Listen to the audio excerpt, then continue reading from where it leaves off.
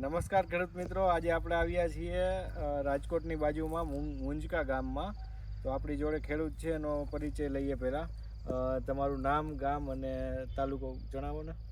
મારું નામ પરમાર સતીશ બીજલભાઈ, ગામ મુંજકા, ને જીરું વાયુ છે અને બ્લેક અમૃતનું કામ આમાં બહુ સારું છે. તમે આમાં કેટલા રાઉન્ડ કર્યા છે અત્યાર સુધીમાં? 3 રાઉન્ડ કરી નાખ્યા. 3 રાઉન્ડ કરી નાખ્યા. હવે અત્યારે આપણે આ જીરું જોઈ એકદમ ભરચક છે. ઉગ્યું ત્યારે તમે આમાં બિયારણ કેટલું નાખ્યું હતું તમે? વીઘે 1 કિલો બિયારણ નાખેલું હતું અને તમે જુઓ એકદમ ભરચક છે.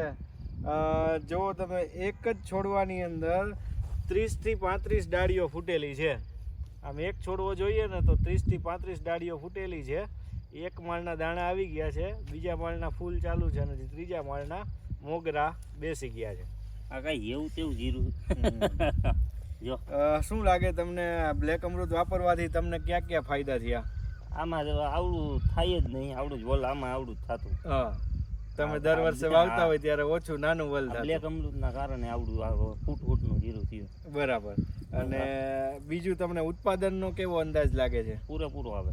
બરાબર. અને બીજું એક એ પૂછવું હતું કે આપણે આ પ્રોડક્ટ જે રહી બ્લેક અમૃત અને રક્ષા અમૃત, બે તમે વાપરેલી છે ને? બે પાઈથી હોતી એમ. બરાબર, બ્લેક અમૃત પાયું. હા હા. તો એ આપણે બીજા ખેડૂતોને આપણે કેવું હોય કે વાપરવો હોય તો એ વાપરી શકે? હું તમારો કેવો અભિપ્રાય છે? વપરાય પણ કે ઓલા કી એને જેવું થાય, કીધે કુંભાર ગધેડે ન ચડે. વાપરે પછી આ અનુકૂળ આવે. હા હા. એ પછી મગજમાં બેસે. બરાબર. એકવાર ગમે ત્યારે વાપરે ને, એને મફતમાં દો ને વાપરે ને પછી વાપરી શકે. બરાબર. બાકી ઓમ સાઈ થી લગભગ એમ કે હવે આ ઓર્ગેનિક બેનિફિટ ન કરે.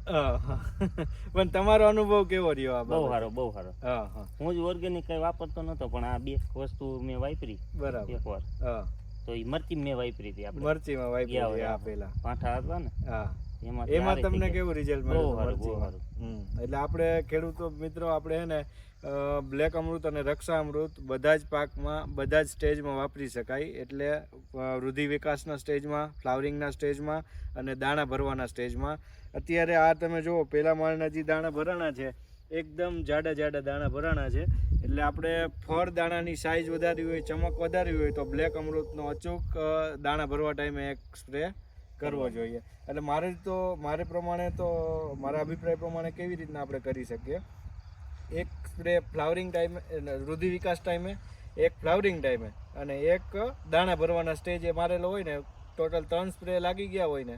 એટલે 4-5 મારે આમાં ગયા લાંબો. અરે અમે એક ખેડૂતને ત્યાં ગયા હતા, એક ભાઈએ 7 સ્પ્રે મારેલા છે. અને તમે એનું જીરું જોવો, એ ભાઈને મારા અંદાજ પ્રમાણે 12 થી 15 મણનો આરામથી ઉતારો આવશે.